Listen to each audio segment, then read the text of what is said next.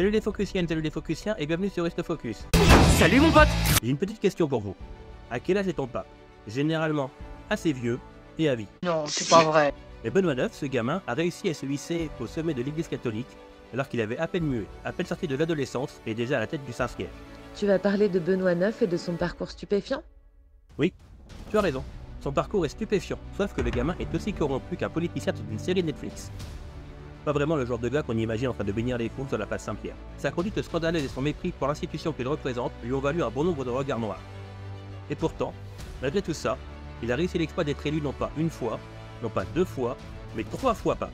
3 fois pape, c'est du jamais vu. Un record dans l'histoire de la papauté. C'est le 145e, 147e et 150e pape de l'histoire. Alors là, oh, ça c'est bon ça. Pour un règne total de 12 ans, 8 mois et 19 jours. C'est un peu long. Il ne feignait pas son amour pour le Christ. Il accède au trône pontifical une première fois en 1032 grâce aux pressions de ses proches à seulement 20 ans. Ce qui en fait le plus jeune pape de l'histoire. Et pour cela, sa famille a dû corrompre en Vergogne tous ceux qui avaient le pouvoir de voter. Son règne est marqué par le népotisme et la simonie. Suite au scandale, le peuple de Rome le chasse Manu Militari en 1044. Mais cela ne l'arrête pas puisqu'il réussit à redevenir pape en 1045 avant d'abdiquer contre Finance. Et c'est pas fini. Il est même élu pape une 3e fois en 1047. Benoît IX est un personnage sulfureux qui détient le record de nomination papale avec 3 règnes mouvementés. Mais avant de commencer, n'oublie pas de liker, de partager sur tes réseaux, de t'abonner et d'activer la cloche pour ne pas manquer les futures vidéos. Et hop, une fois que c'est fait, vous faites partie de l'équipe. Et laissez un petit commentaire pour dire que vous êtes passé par là. Installez-vous, le frère de Benoît IX, c'est maintenant. Enfin.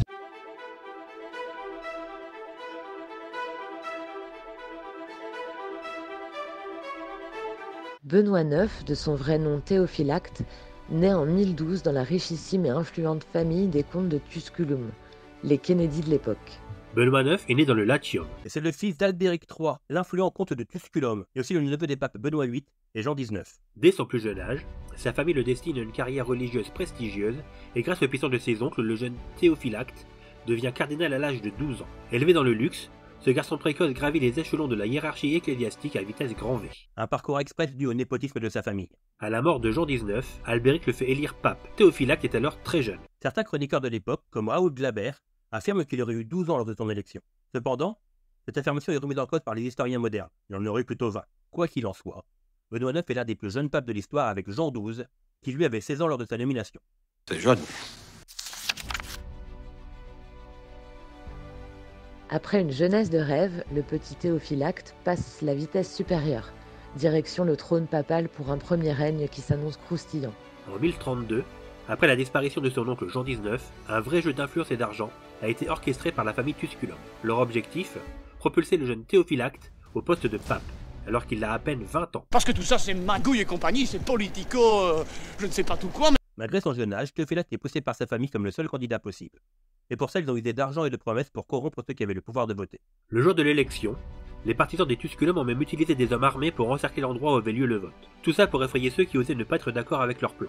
Un peu comme ça se passe dans certaines élections des Hauts-de-Seine. Théophylacte remporte l'élection et devient pape sous le nom de Benoît IX. Tout ça grâce à la pression physique et politique exercée par sa famille sur les personnes chargées de voter.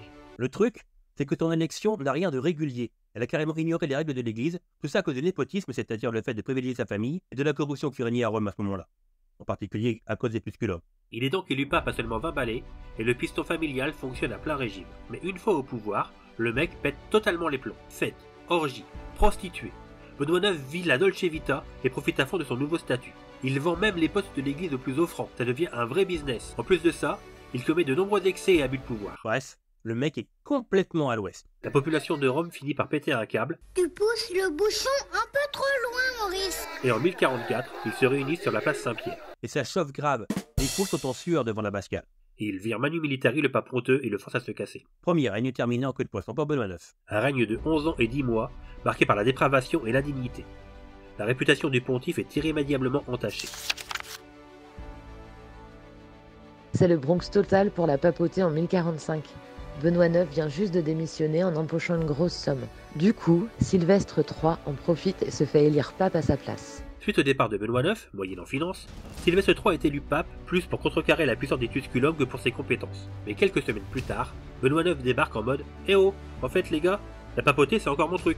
Il est soutenu par des nobles et il veut récupérer son poste. Sylvestre III se retrouve dans la mouise. Benoît IX est prêt à tout pour redevenir pape et ça sent le roussi. Et comme le mec tient un petit peu à la vie. Tu m'étonnes. L'empereur Henri III met aussi la pression sur Sylvestre pour qu'il se pousse de lui-même. Ne voulant pas causer de bordel, Sylvestre jette l'éponge au bout d'1 mois et demi de règne. Benoît IX revient sur le trône et Sylvestre III ne s'en sort pas trop mal en gardant son poste d'évêque. Bref, entre un Benoît prêt à tout pour récupérer son trône et un empereur qui s'en mêle, Sylvestre a vite compris qu'il fallait mieux pour lui passer son tour. Mais alors que Benoît IX pense récupérer tranquillement son trône pontifical en 1045, la situation se révèle vite plus compliquée que prévu pour lui. À peine revenu, le mec enchaîne les excès en tout genre. Orgie non-stop au Vatican, piston à gogo pour sa famille, vente de postes les plus juteux aux plus offrants. Bref, Benoît reprend ses bonnes vieilles habitudes et se gave sans retenue. En gros, il n'a rien compris, et il n'est toujours pas du genre à proposer l'accueil au saut. Sauf que cette fois, il n'a plus les coudées aussi franches. Les puissantes familles romaines qui l'avaient aidé à devenir pape, comme les Tusculum, se sont dispersées et sont occupées à se faire la guerre. Benoît se retrouve sans protection. D'autres clans, comme les Crescenzi ou les Pierre Léoni, complotent activement pour le faire tomber et placer leur poulain à sa place. Et le pape voit d'un mauvais œil les clans dans les groupes de cardinaux. Petit à petit, le bonhomme comprend qu'il est devenu un souverain fantoche, sans pouvoir réel. Même ses cardinaux et évêques lui tournent le dos et pactisent en douce avec les ennemis. Quand son parrain, le noble Jean Gratien de la famille des Crescenzi, se propose de le payer rubis sur l'ongle en échange de sa démission, Benoît saute sur l'occasion. Après seulement quelques mois, il abdique donc une deuxième fois en empochant au passage de quoi couler des jours heureux. Comme quoi, Bible et gros chiffres ne sont pas contradictoires. Benoît l'a échappé belle. Il était devenu un pape sans autorité, un vrai pion manipulé par des factions romaines. C'est au tour de Grégoire VI de devenir pape. Ça chauffe pour Grégoire VI en 1046. Élu l'année d'avant en arrosant bien Benoît IX, ce pape est dans le collimateur. L'empereur Henri III débarque à Rome furax. Pour lui, Grégoire VI n'est pas un pape légitime vu comment il a récupéré le job. Sous pression, Grégoire a convoqué un synode exceptionnel. L'empereur exige qu'il démissionne illico pour restaurer l'ordre. Grégoire n'a pas trop le choix. Dans son discours, il déplore le bordel ambiant. Corruption à gogo, magouille et hontée. Selon lui, sa seule démission permettrait de sauver l'église de la déchéance. Le pape Sylvestre III, revenu entre-temps, est aussi forcé de se casser par Henri III qui fait le ménage. Allez, hop dehors. Grégoire VI quitte donc sa fonction après plus d'1 an et demi de règne. Direction l'exil en Allemagne imposé par l'empereur. Bref, sous la pression du pouvoir impérial, Grégoire jette l'éponge. Son règne controversé ne passe pas, et il doit se sacrifier pour restaurer une papauté en plein naufrage. L'empereur en profite pour faire nommer Clément II qu'il avait emmené dans ses bagages en partant d'Allemagne, et le couronne lui-même. Petit focus sur Clément II. Je sais, c'est pas le sujet, mais on va quand même s'y attarder un peu, parce que pourquoi pas. Clément II, c'est un pape aussi discret qu'éphémère. C'est un évêque allemand propulsé sur le trône pontifical fin 1046. À l'époque, l'empereur Henri III est en mode « Fini le bordel à Rome, je reprends la main ». Il vient de virer Manu Militari Grégoire VI pour ses magouilles. Henri III impose alors cet évêque comme nouveau pape sous le nom de Clément II. L'intronisation a lieu le jour de Noël 1046 pour bien montrer qui est le boss. Avec Clément II, l'empereur est sûr d'avoir un pape docile qui le soutient. En échange du titre, Clément II doit s'engager à lutter contre la corruption. Mais seulement 10 mois après, le pape meurt déjà. Clément II n'a pas vraiment eu le temps de faire le ménage dans l'église comme promis. Bref, c'est un pape pantin, parachuté par l'empereur pour redorer le blason de l'église. Mais il n'aura régné que très peu de temps avant de passer l'arme à gauche. Et hop, troisième round pour Benoît IX. Après 2 premiers règnes chaotiques, ce revenant de la papauté joue les troubles fêtes en 1047. En 1047, à la mort de Clément II, Benoît débarque à Rome en mode « Coucou, c'est encore moi ». Bonjour, c'est encore moi. Soutenu par ses potes les nobles, il exige de récupérer son trône et se faire élire une 3e fois. Le frère de l'empereur Henri III lui propose un deal. Benoît peut redevenir pape, mais seulement 6 mois par an. Pas bête, Benoît accepte. Mais une fois en place, le mec zappe complètement ses promesses. En juillet 1048, il s'impose comme le seul pape après le départ de l'empereur. Mais cette fois, plus personne ne veut de lui. Son autorité n'est reconnue qu'à Rome, et le reste de l'église le snob. Une fois au pouvoir, Benoît remet le couvert.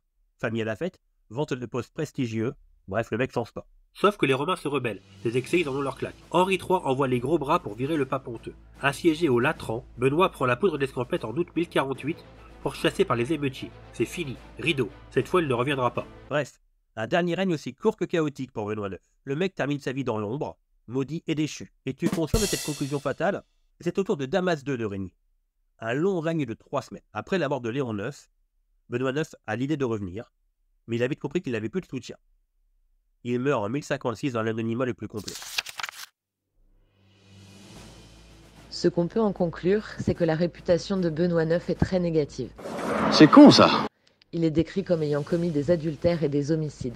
Les chroniqueurs contemporains, comme Savonizon et Victor III, ont également critiqué son comportement immoral et son manque de dévotion envers sa fonction. Cette image est également partagée par la critique moderne, qui le considère comme un malheur pour l'histoire de la papauté. J'espère que cette vidéo vous a plu et vous a appris quelque chose.